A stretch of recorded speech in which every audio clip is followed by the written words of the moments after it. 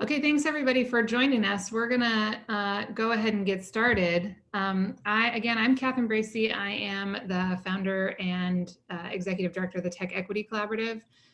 TechEquity is, sorry, my slides are going a little nuts here. TechEquity is an organization based here in the Bay Area that is mobilizing tech workers and tech companies around a policy agenda that we think will make it so that as the tech economy grows here, everybody can benefit from that growth. And we do three things. We educate tech workers about issues that we think will move that agenda.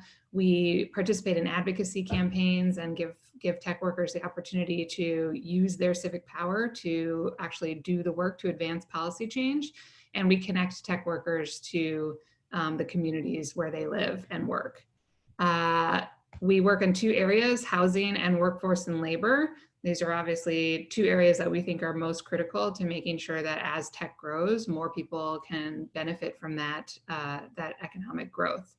And I mentioned, so today we're talking about a topic that is extremely relevant today in the current times that we're living in. We are, I mentioned that we focus on issues around where tech workers live and work. And that is all, of course, shifting because of the shelter-in-place policies.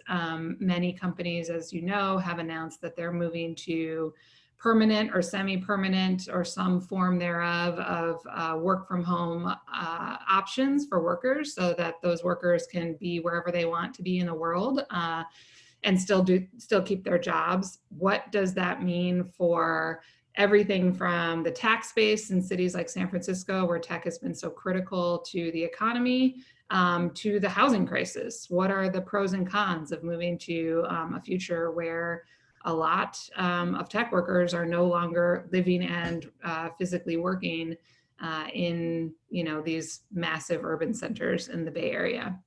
So we have a really great panel to talk about that with us. We have Katelin, Holloway, and Kim-Mai Cutler, who are both partners at Initialized Capital, are working. Kim-Mai, many of you know, has been doing a lot of work on housing in the Bay Area, and is my go-to local government fiscal policy nerd. So she's here to talk about sort of the impacts on cities like San Francisco. Katelin's going to talk about this a little bit more from the the calculus that companies and workers are making. What does it mean for a company to consider moving? What does it mean for a worker to consider moving? And what are companies really doing right now? But we're going to start with Molly Turner, who is a professor at the Berkeley Haas School of Business and the host of the Technopolis podcast. And Molly is doing a lot of research on looking at what the impacts of this actually are, and is going to provide us a little bit of historical context to help frame the conversation. So I'm going to welcome Molly. I'm going to stop sharing my screen and let her share hers. So Molly, over to you. Hi, everyone. It's a pleasure to be with you this afternoon. And while you're getting started, I forgot to mention, if folks have questions, they should use the Q&A function at the bottom of the screen. We're going to be saving some time at the end of the conversation to take questions for the panelists, and we're going to be using that function to surface those questions. If you want to just like have a conversation, or you're having audio or technical difficulties, please use the chat function. Herman Calderon from the TechEquity team is in the chat and can help you with any of those issues. Sorry about that, Molly. Over to you. No problem. I was just going to say, as TechEquity has moved a bunch of programming online, I have almost weekly been tuning in for these sessions. So it's fun to finally be on the other side, and nice to virtually see all of you. So I'm going to talk about remote work and the future of cities by looking a little bit at the past and looking at some of the data we're seeing now. And I think a lot of you are probably here on this at this event today because you've been reading in the newspaper, you've been hearing from tech leaders, your inner voice has been telling you, as you look around the desolate streets of your cities, that cities are dead, cities are dying. And I want to talk about why that is not the case. Predictions of the demise of cities have always happened after natural disasters, economic disasters, plagues, and they're almost always exaggerated. So I want to share with you 4 arguments against the demise of cities and the demise of the Bay Area. And I'm going to share with you some of my research and others' predictions and my predictions of why I don't think cities will die, but how they might change as not only tech workers, but other knowledge workers choose to move to remote work. So the first argument is, oops, I forgot to show you these lovely headlines of esteemed media outlets telling us it's the end of cities. So let's start off by talking about who is going to move to remote work. I think for sure the percentage of remote workers is going to increase, but it's not necessarily going to look the same as we think it will while we're in the height of the pandemic. So it's helpful to look at some remote work trends that were happening before the pandemic. So the 2013 census data looked at remote work trends. And what you can see here is that remote work was predominantly in computer engineering and science jobs, which probably won't surprise a lot of folks here. It was most likely occurring on the West Coast. And it wasn't 5 days a week. It was most likely occurring on Mondays and Fridays. And if you look at some of the surveys that are coming out, there seems to be a new survey every week asking managers and also workers about their intentions to work remotely. This is a recent one from Upwork. You're seeing that, yes? Sorry to interrupt. Folks are having a hard time seeing the details on the slide. I know that you're unable to see your notes if you are in presentation mode, but is there any way to make it? Yes, I can do that and read my notes here. Is that better for folks? Yeah. Great. Okay, thanks for flagging that. All right. Give me 1 second to get back to my notes. Okay, so this survey from Upwork, sorry, give me 1 second.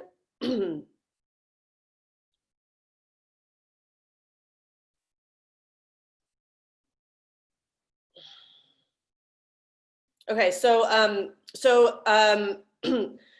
not necessarily 5 days a week. So Upwork did this research that with surveys and some predictions, predicting that the majority of people who will remote work after the pandemic will not be remote working full time. I think that's a really, really important thing to take note of when you're thinking about how this is going to impact cities and specifically the Bay Area. And of course, then these are, folks who have the ability to remote work. We have to remember that at least half of the US workforce has jobs that cannot be done remotely, right? There will always be people who need to work in cities or preferred to. Of course, service workers whose jobs can't be done remotely, who, by the way, haven't been able to afford to live close to their jobs in expensive regions like the Bay Area. Artists who want that proximity to people to produce their work and share their work. Young people who want to meet and mingle and date, for whom urban life and work life is an important social component. And then there's always pent-up demand for urban space that is not going to go away. So the economic and demographic makeup of cities might change with the move to remote work, but there's still going to be people competing for space in cities. So then the second argument in favor of cities that I want to talk about is, of the people who can work remotely and choose to work remotely, are they going to be moving out of cities? And if so, where might they choose to live? So this is recent research conducted by Panelists. They conducted a survey that found that people are actually less likely to move right now, if you look at the top chart. Those that are likely to move are actually the folks not who can work remotely, it's because they've lost their job. They need to move to a place to find more affordable housing. And in the bottom left corner, you can see they're more likely to live in dense urban areas, which might be a proxy actually for lack of affordable housing in US cities. So we're not seeing a ton of good data yet on the people who want to move because they can work remotely and why, but I expect we're going to see more data on that in the next months, and maybe the next speakers are going to have more insights on that. So where are these remote workers going to choose to live? Let's remember, remote workers are knowledge workers, tend to be higher income workers. So my predictions of where they're going to choose to live are, they're either going to move out of the dense urban core to the urban edge, to more suburban environments. They're going to still value living close enough to the big city because they're going to want to get into the big city 1 or 2 times a week, as a lot of the trends in remote work from before the pandemic showed us. Or they will choose to leave the region altogether to move to a smaller region, to a 2nd or 3rd tier city that's more affordable, but where there still is a downtown with urban amenities, walkability, cafes and stuff. And this could actually be a really healthy trend for US cities if people choose to move out of the quote unquote superstar cities like San Francisco to smaller cities across the country. And that's because, as you can see here from these various charts from Cushman and Wakefield, superstar cities like San Francisco and San Jose currently have a disproportionate share of tech workers and knowledge worker jobs in the country. And if those jobs move out of the Bay Area, they could be more equitably distributed across US cities, which means the economic impact of those jobs could be distributed more equitably. The lower chart shows you venture capital investment and where geographically it's happening around the US, and you can see disproportionately it's happening in San Francisco. So if tech workers and founders are moving to other cities around the country, venture capital funding might also follow them, which could have a positive impact on those other cities. And this may, in turn, lessen the inequities between cities and regions around the country, leaving superstar cities like San Francisco perhaps more affordable and more accessible to more folks, particularly the folks who cannot work remotely, who have had to live far away from their jobs because of lack of affordable housing. And they may now be able to find housing that's more affordable closer to their jobs. And that's something I expect Kim-Mai might talk about in the context of the Bay Area, and how important it will be for us to continue building housing in the Bay Area to keep up with folks who would like to live closer to work. But on the other end, you're seeing cities like Tulsa, Oklahoma, who before the pandemic were actually paying people to move to Tulsa to work remotely because they wanted the economic impact of those jobs. And we're starting to see cities like Savannah start to do that. And I think we're going to see that trend happen more naturally now, where cities are welcoming people who are moving away from the superstar cities and welcoming the economic impacts that they bring to their cities. Then let's remember that the remote workers who move, whether to the suburbs or to other smaller cities, are not necessarily going to work from home full time, right? We can't ignore the work trends before the pandemic. Co-working spaces were in high demand, cafe culture where people brought their laptops to go get a coffee and work all day. People want to get out of their houses and work around others. Urban planners call these spaces third places, places where people congregate, where community is formed. So just because people choose to work remotely does not mean that they're going to be working from their homes, and does not mean that urban amenities that we've all come to love are going to become obsolete. In fact, they may become more important. So if demand for traditional office space goes down in our big cities, it may in fact be replaced by these kinds of third spaces. And this was a trend that was already happening in cities across the country. We might have more collaborative spaces like conference rooms, meeting spaces like convention centers, cafes, restaurants. And that trend may just be accelerated. But the small cities and suburbs where people might choose to live are also going to have to produce more of these kinds of third places. They're going to have to become more dense, more walkable, and have more of these kinds of amenities that people moving away from the big cities have come to love and would like to see in those places. The third argument against these anti-city predictions is that urbanization is a trend that has always persisted through pandemics and crises. As this great book by the urban economist Ed Glazer makes the case, living in a city has always come with high costs, high rent, pollution, contagion, congestion, noise, annoying neighbors. And yet people have chosen to live in cities for thousands of years because the benefits of living together in cities have outweighed the cost. And the benefits of living in cities are not just jobs and economic opportunity, although those are important ones. They're also community, diversity, culture, and of course, climate change. It's better for the planet for us all to live densely together, to use resources efficiently, and to preserve our agricultural and open land.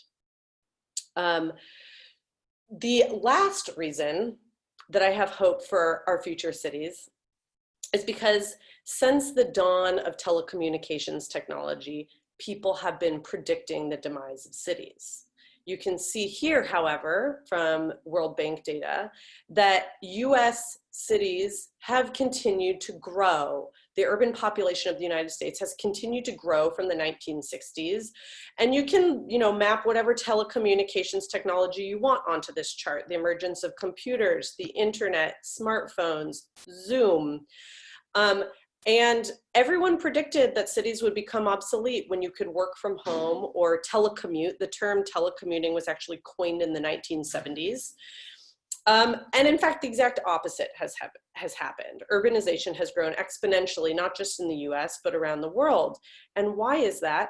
It's because we actually have used telecommunications technology to connect with each other in the real world.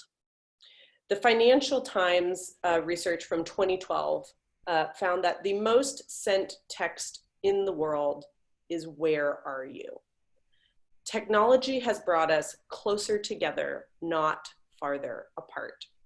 And so while everyone is so excited about the future of remote work, I'd like to just conclude by reminding us all that 2 years of a pandemic and everyone on Zoom is not going to alter the need for human connection or thousands of years of urban history. And we can't give up on addressing the most pressing urban problems here in the Bay Area, which will continue to be inequality, housing affordability, congestion, public transit, and safety. And so I just want to start this talk off by saying, yes, remote work is going to change a lot of things. The Bay Area is not going to become obsolete. For those of you who want to stay here, that should be good news. Yes, although there have been many arguments, and thank you for that, Molly, that, there is, the pressure that has been put on, for example, the housing market by a booming economy here could use some sort of release valve. And that if some number of tech workers or companies leave, that's actually great for the Bay Area because that's how we're going to solve our housing crisis. Now, I happen to believe that that's a problematic argument, and I know that Kim-Mai, I think, shares my view. Sorry, my dog decides to go crazy every time I'm on a Zoom call. So if you hear that in the background, that's what's happening. So I'm going to turn it over to her. Kim-Mai, can you just talk about like what has tech meant for San Francisco in particular, and should people be actually excited that these companies may leave? So I think one thing that's important to stress is when people talk about the story of San Francisco in the technology industry or the Bay Area in the technology industry, they tend to focus on, the last 10 years. But really, this industry has been intertwined with this region for like 80 or 90 years. And people don't understand like the long kind of subterranean layers of technology history that have enabled this region to, be a leading center for R&D and software and computing over the last a couple decades. And so, that starts from radio frequency technology in the 1920s and 30s, to government grants in the 40s, 50s, and 60s, to semiconductor companies in the 70s, to personal computing in the 80s, to the .com 1.0 in the 90s, and then on through the last 2 decades or so. So these are very complex kind of sedimentary layers that have accumulated over time. And as far as San Francisco, the city itself, and its relationship to the tech industry, for a long time, companies were largely based in the suburbs, and that sort of mirrors, the U.S.'s choices about homeownership and housing policy in encouraging, white flight out of the cities and wealth and resources and better funded education systems in the suburbs. But as cities started to gentrify, the industry also mirrored that movement back into cities over the last, I would say 20 to 30 years. I mean, there were a lot of .com 1.0 companies that were also based in San Francisco and based in Soma, in the 90s. And cities in general in the Bay Area, there's kind of it's a complex relationship, right? The boom has enabled city budgets to grow, tremendously over the last decade. I mean, the beginning of from the bottom of the last recession, I mean, the budget of San Francisco was $5 or $6 billion when Gavin Newsom was mayor of San Francisco, to $12 billion, right before COVID hit under London Breed. And so that's just enabled, the, cross-funding of all kinds of services that the city center is able to offer that other, less well-funded cities have not been able to offer in general. I would also say that, to echo what Molly said, I grew up in the Bay Area, and we've been through many cycles. We've been through, there was the .com crash 20 years ago. There was 2008, and the Bay Area is a remarkably resilient place. And so, it will bounce back. The question from a fiscal perspective is, will it bounce back sufficiently fast enough or strong enough so that the region doesn't have to make these as excruciating a set of choices about its program, services, and infrastructure. And that I kind of have an open question about. I think that the region will still be a strong hub for tech networking jobs, but is the budget going to come back enough that we don't have to do make some fairly drastic decisions, both now in the immediate future and then also over the next decade? I don't have a clear answer to that. And then the other thing I would say is COVID accelerated trends that were already in place. Initialized as a fund has existed for almost 10 years. The high point in terms of the percentage of companies that we invested in the Bay Area was in the 2014 fund. And the share of companies that we've invested in this region has gone down since then over the last 6 years.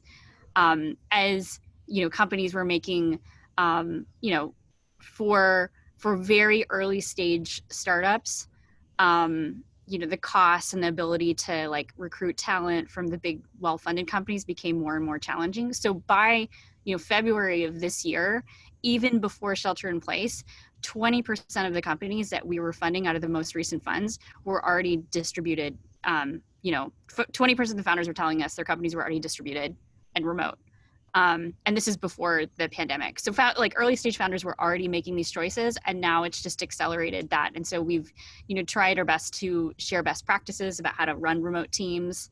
So, I mean, in looking forward to the next decade, I think, Bay Area still remains an important hub for tech networking and jobs, but the kind of extreme gap between it and metro areas and the rest of the country, the rest of the country might narrow a bit as jobs get more distributed.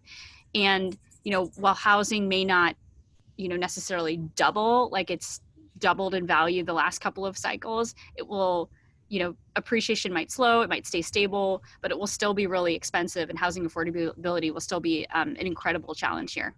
So, I mean, this is actually a question I have, and I'm glad you brought up this sort of cycles that we've gone through as a region. We obviously often think about, there's recency bias, and we tend to conveniently forget the past.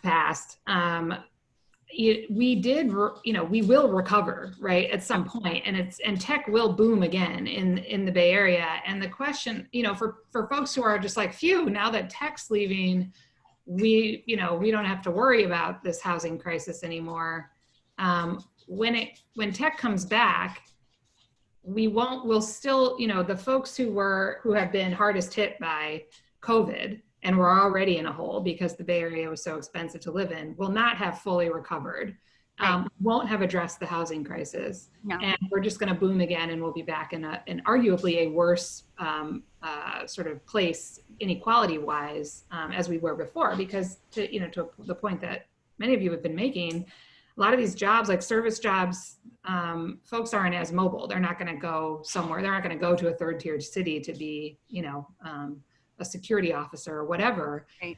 In a third-tier city. So how do you think about when the boom comes back? We haven't done anything to really address the housing crisis because we all thought it was, we didn't need to worry about it anymore. What does the world look like then? And what do we have the opportunity to do in the meantime? Yeah. Problem.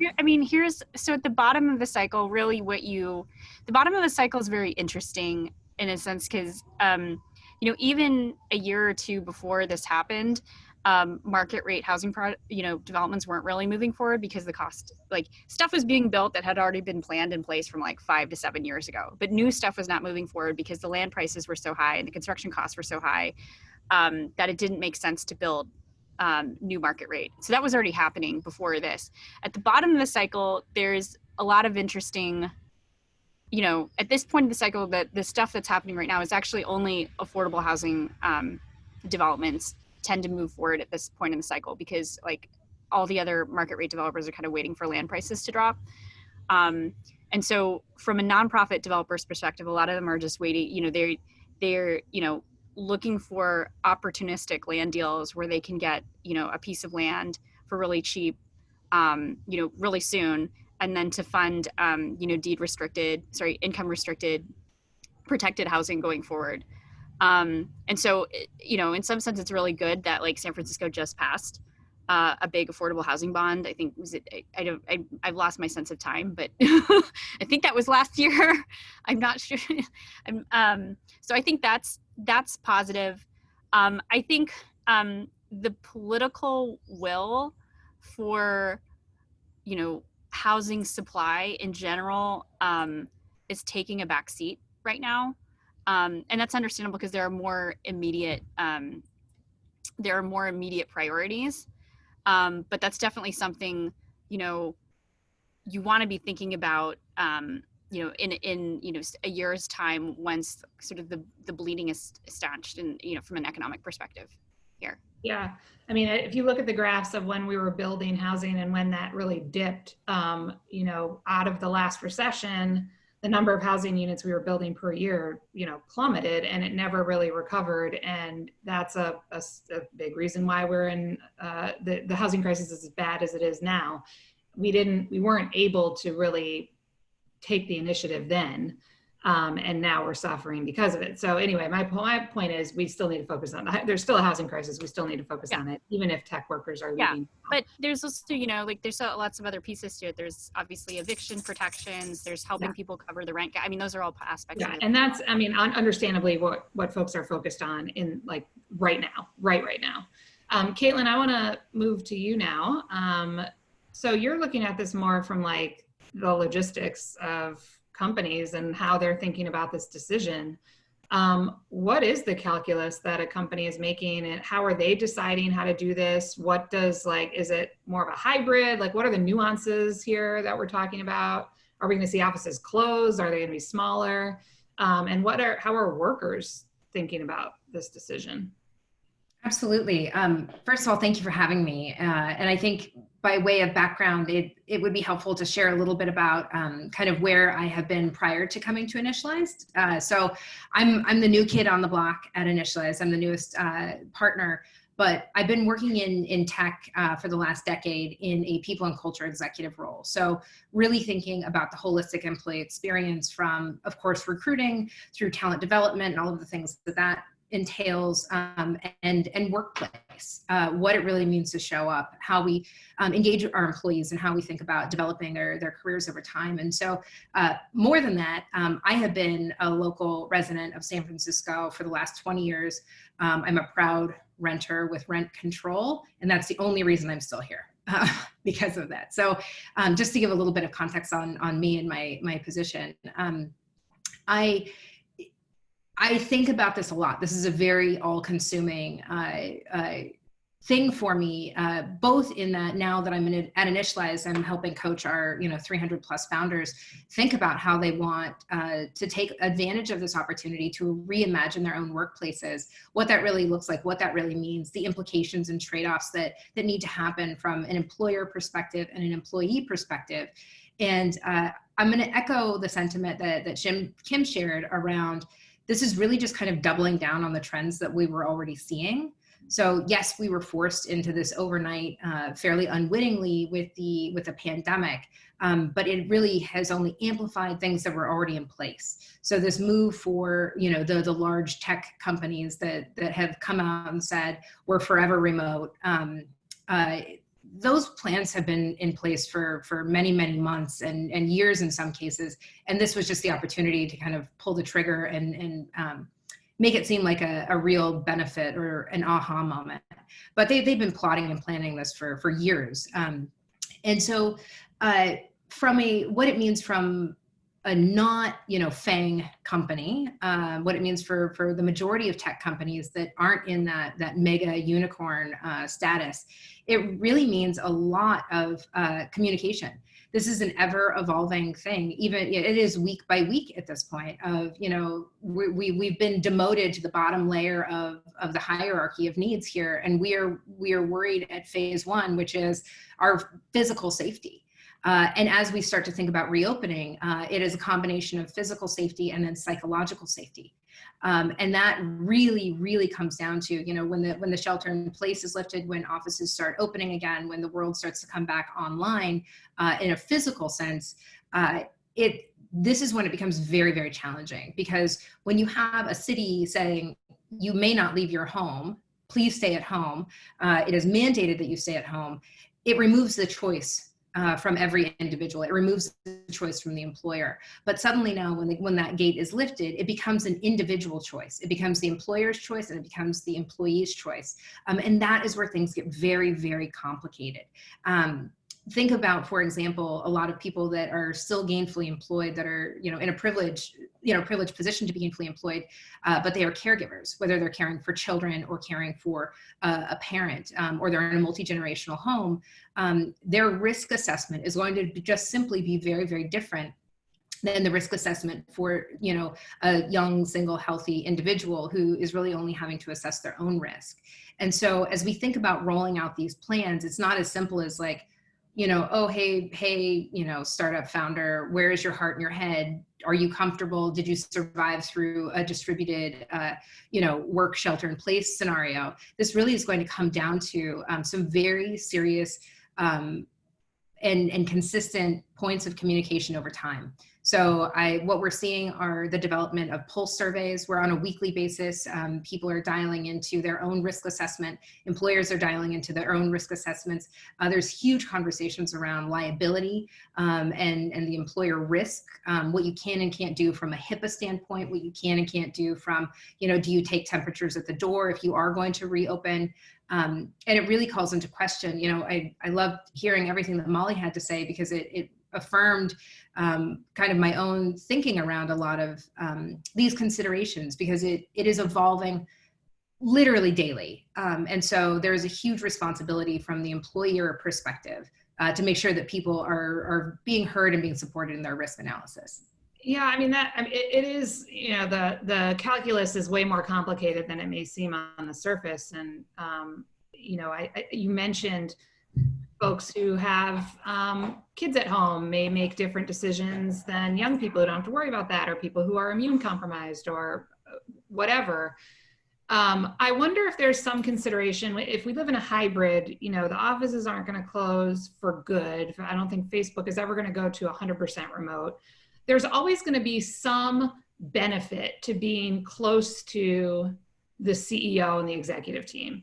And what does it mean? Like, how do we think about privilege in like who gets to have that proximity? So, you know, Mark Zuckerberg is going to be here. He's not moving to New York, I don't think, right? So, or he's certainly not moving to Kansas City. So what does it mean for a Facebook employee to be able to stay here and to be able to go to the office and have that kind of proximity to the decision makers for their career? And, you know, I'm concerned that, like, you know, a lot of people look at expanding, letting people work remotely, opening offices in different cities as a way to diversify the workforce, right? So, like, let's open an office in Atlanta because we can get more Black engineers into the office in Atlanta. Is there some sort of unintended consequence there where then you have more diversity in the offices that are not close to the executive team? And how are we thinking about that from like a human resources perspective? I think that's a really interesting question. And I think that, so for the last 10 years, the last decade, I've been pounding my fist on any table that anyone will listen to me, saying, you know, the future of work and the future of tech work specifically is flexible, inclusive, and distributed. I think that that's fundamental to our ability to diversify our workforces. But my thinking around that has shifted in this new context, in that with a pandemic on our hands and this new civil rights movement, both of these things are the largest events that, you know, any leader, whether you are, you know, a business leader or a political leader or even a civic leader in your own community, none of us have experienced this. And so there are so many other factors now that have layered the onion, so to speak, in a way that we had not considered previously. So for example, you know, a simple example is schooling. Schooling is, you know, presumably coming back online in the fall, and they're offering, you know, a variety. There's a spectrum of different scenarios in which children can be welcomed back to the school system, which is also childcare for parents that are working. And so, you know, they are staggered. They are, you know, you're online, you're in the office, or you're in the office. Children go to the office. It's called school. You know, 2 days a week, staggered. The other 2 days, you know, the other half the class goes in, and then everyone works remotely on their off day, and then on Fridays. That's what we're seeing more and more frequently. And so the reality is if children are only in school, and also now school days are really that, you know, 8 a.m. to noon, because they can't offer a safe lunch break, meaning kids are really only being occupied outside of the home for a third of the time that they were previously, meaning, you know, the reality of a dual income household, which is needed for our superstar cities, that's being removed. And so I think that there are a lot more considerations, and that applies same to opening up offices elsewhere, being more distributed. I fear deeply for working parents, specifically women and mothers at any level, even the ones who previously maybe sat in positions of privilege, being on an executive or a senior leadership team, just because of their availability, the time, because the rest of the world is not online the way it was previously. Yeah, so I appreciate that, you know, recognition of how this burden may fall more to women as well. I have one last question before we get to Q&A, and it looks like we have a lot of questions in the Q&A, but if you're sitting on a question out there and you want to drop it in, now is the time. The last question for you all before we get there, though, is there are a lot of workers, as we've alluded to a couple times throughout the conversation, that can't work from home. And a lot of those workers are on tech campuses, and a lot of them are not, you know, they're service workers, they're low-wage workers. They don't have high job quality or the flexibility that we all have. What might this mean for them, and not just for them on those campuses, but for the many workers or business owners who depend on people coming into the office every day for their business? You know, gyms, florists, salons, restaurants, caterers. How do we think about their future in an environment where even if the offices aren't closed, like they still exist, but workers are just not coming in at the level they used to? I'll throw that out to all of you. Kim, do you have thoughts? I just talked a lot. I'm still thinking through the question. I mean, I'm still thinking through the question. I'm not sure. let me, I mean, Molly, if you have thoughts, then I can kind of jump on that in a second. Sure. I mean, I'm really worried about those workers. We're already seeing, I mean, some of the survey data I just showed you said the people who are leaving who are leaving cities right now are the people who've lost their jobs and cannot afford to live in their housing right now, and they need to move to places that are more affordable. That was something that was already happening in the Bay Area. The Bay Area has already become one of the most inequitable urban regions in the country. And I fear that that's going to continue to happen as service workers lose their jobs and low-income workers lose their jobs, and the time it takes for these industries to get back to work, to build back up, to rehire at the rates they were rehiring, and for offices to be downtowns to be populated again. In the meantime, a lot of people are going to lose their jobs and won't be able to afford to stay in the Bay Area. So I don't know what we do about that. I think, one of perhaps the silver linings of all of this is going to be an opportunity for the Bay Area to diversify its economy so it is not as dependent on the tech industry. It wasn't for a long time, and maybe with a lot of the tech offices moving to remote work, commercial office space will be more affordable to other kinds of organizations. Unfortunately, a lot of those organizations already got pushed out of the Bay Area many years ago, but maybe there will be opportunities for some to move back or for other new ones to begin. And so I think during this recession, it's going to be really, really important that we continue to keep an eye on the low-income households and workers in the region, and come up with ways to continue to not cut funding, but to continue to invest in small business grants and loans. As Kim-Mai talked about, of building affordable housing, like making sure that we don't make the mistakes during this recession that we made in the last recession, and we keep investing in the lowest income folks in the region so that they can stay here and there will still be room for them when the economy comes back. Yeah, and we don't have a call to action. We usually have a call to action for our webinars. We didn't have a specific one for this conversation, but I do think, if there may be folks on listening who are less inclined to support renter protections for whatever reason. We at TechEquity have been championing them for a while because this displacement crisis has been so bad well before COVID. And now is the time to really support tenant protections. And, if we're not going to do the work that we need to do to retain low-income communities of color in the Bay Area, it's just going to be a dead region when we recover. And so we need to really focus on the short terms, stopping the bleeding and supporting those who are most at risk. So David Chiu actually has a bill that he's sponsoring right now to extend eviction protections for as long as the COVID crisis is in place. And we really need everybody to get behind that bill. AB 1436 should be up for a vote in Senate in mid-July. So if you're all on our mailing list now, so you'll be hearing more about that in the future, but really think about in the short term what we need to do to make sure that we can stop the bleeding. Okay, I'm gonna invite Marion back in. Marion Wellington, who's our communications director. Hi, Marion. Looks like there are a lot of questions in the Q&A. There are. What's a good one? What are the juicy ones? Yeah, we got a lot of juicy ones.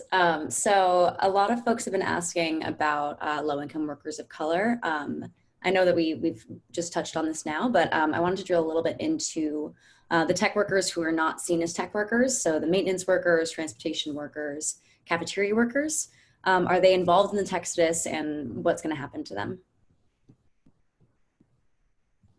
I think like Molly and was saying earlier, I mean, if you're a service worker, I mean, it's much more challenging to do your work remotely. And so, I mean, to the extent that policy could be an intervention, I mean, I think it's important to point out that at least from a federal perspective, the Federal Reserve is doing a lot to intervene to support asset owners, but is not doing, a comparable amount of work or effort to support wage earners. And so there is a big question of whether, the package that we passed earlier this year, is it going to get continued? and like how much should it be continued by, and how much can we continue to support wage earners through, you know, the messy middle of this health crisis.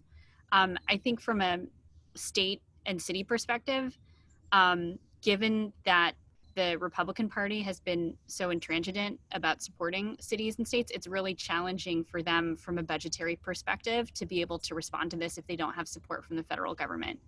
You know, in San Francisco's case, it's like, you know, almost a $2 billion budget deficit. And then in California's case, it, you know, wiped out the wonderful surplus that Jerry Brown left Gavin Newsom.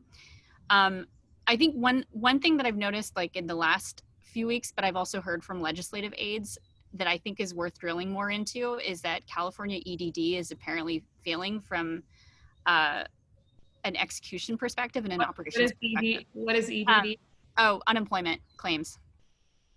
Like there I think are 5 million Californians that have applied for unemployment, but the system for whatever reason is not responsive or working. And I've heard from multiple state leg staffs that they you know, have tried for weeks or months to get their constituents to get their benefits and aren't able to. And so to the extent that there could be more pressure on that to figure out what exactly is going wrong in that system, I mean, that would be a way to you know, pressure more immediate aid to more folks who've lost their jobs, or more you know, more folks who need support, economic support at this time.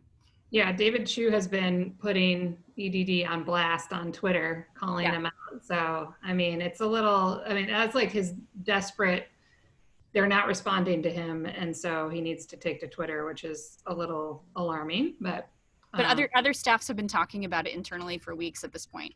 Yeah. I just want to add to what Kim-Mai was saying. I totally agree. I think, you know, look, the tech industry has created a lot of non-technical jobs in the Bay Area, both for people who work in the cafeterias or in the office spaces, but also then the flower stores and the cafes and everything else that the tech industry is and workers are spending money on. But as we've seen, the tech industry has not done a good job of creating economic equality in the Bay Area. And I hope that right now is an opportunity for us to look at how we can redistribute wealth more equitably through government, and not expect the tech industry to do all of this, because they have not done it well. And so I think that, like all of the different proposals discussed at the federal, state, and local level for continuing to pay unemployment benefits, for monthly payments, I think we need to think right now about how to rebuild our social safety net that for decades has been dismantled, because the private industry is not going to be able to help the people most in need right now. Yeah, I mean, this is an argument I make all the time, that it's not to deflect responsibility from tech, but also that the scale of the problem is too big, and tech is not going to solve it. It's a structural issue that needs public sector solutions. And also tech has an opportunity to use their influence to push for that public sector change. So quick shout out to Schools and Communities First, which is a ballot initiative that we're working on, will be on the ballot in November, that everybody should vote for, which will reform corporate property taxes to help fill this massive budget deficit at the local level to really do the social safety net work that we need. Marian, back over to you. You led me right into my next question. Great.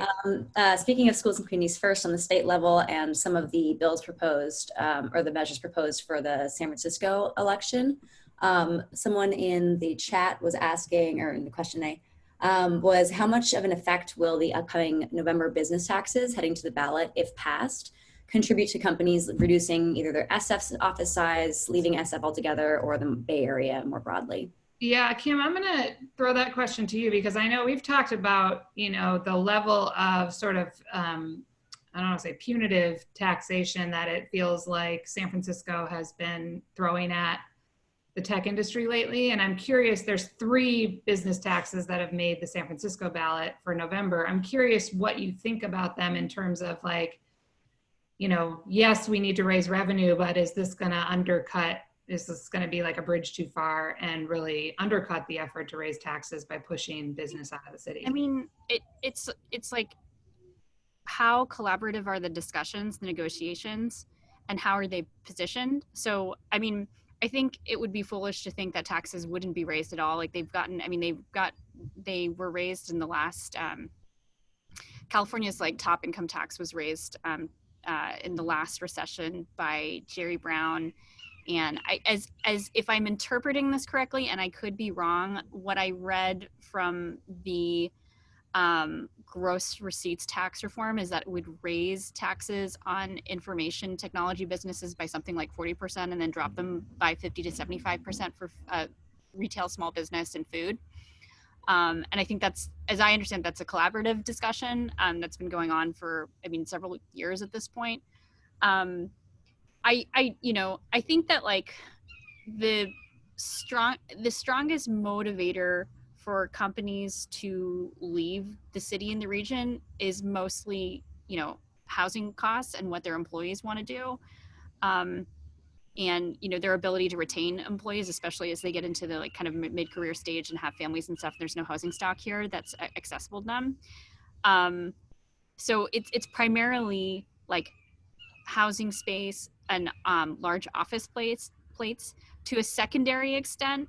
Then you might look at like taxes and the business climate and whether the business climate feels hospitable to making long-term commitments in the city.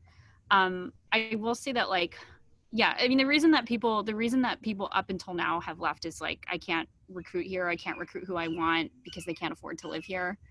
I think in general, the reason that I think that states or the federal government are a better way to finance programs is because you end up with this situation where like a company can go one city south, just like Stripe did, to South San Francisco because, ostensibly they claimed it because there weren't enough large office floor plates for them to grow a headquarters. But I mean, you can speculate that maybe it did have something to do with the way gross receipts impacted their business. Yeah. Molly, sorry, we only have 5 minutes left and I want to make sure we get some more questions in because there are a lot. Marion, do you think you could like throw out 2 or 3 questions and then panelists can pick what they want to answer? Sure. Yeah, we can do a little free for all. So there's a question about tech workers moving to these secondary cities or smaller metros like Sacramento, Santa Cruz for this region, or Portland and Seattle. Folks are asking about investment in transportation and how that would relate to that type of move, and also the concerns of locals who live in those smaller metros.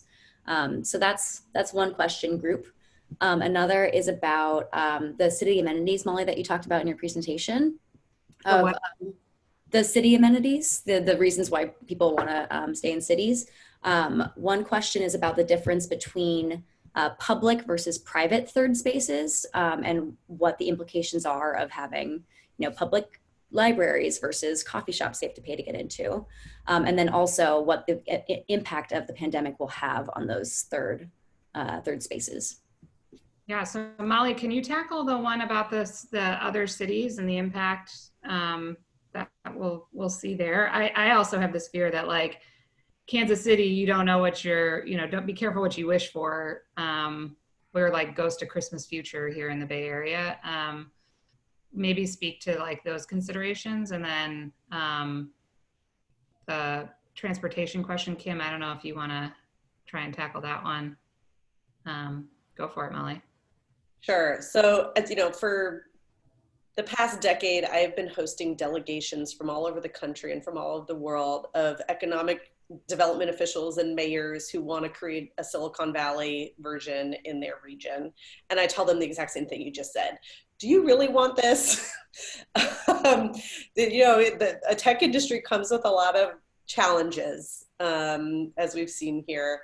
And, I think luckily a lot of other regions have learned from our mistakes and hopefully will do better. For example, I spent a couple years ago a ton of time working with the mayor of Columbus, Ohio, who's like, we don't have a housing affordability crisis yet, but we see what's happening in the Bay Area. And we know that if we're going to develop this industry, we need to start building more housing now to get ahead of it and create the tenant protections and the other things. So I think there are some things cities can do to make sure that it's more equitable when it comes to the region. But yeah, I think, you know, like already some of these smaller cities were experiencing housing affordability issues, and a bunch of, you know, high paid tech workers moving to those cities might just exacerbate it. So that's going to be a challenge that a lot of smaller cities are going to have to really start to grapple with, whether they want to or not, because people are going to be moving to these places or not. When it comes to transportation, this is my favorite topic.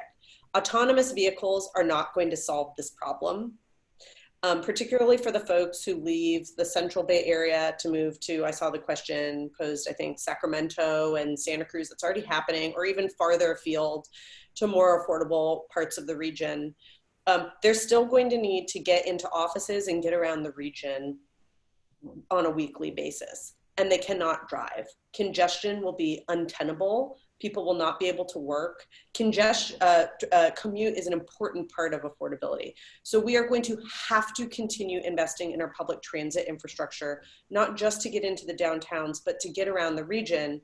And there, you know, the faster ballot measure was going to be on the ballot for this November. It got pulled, but that was a great measure that we should continue to think about investing in: high-speed bus rapid transit that connects the entire region. Autonomous vehicles are not going to solve this problem. We need to make sure that our public transit agencies are saved right now, and we continue to invest in that infrastructure. Kim and Katelin, any last words?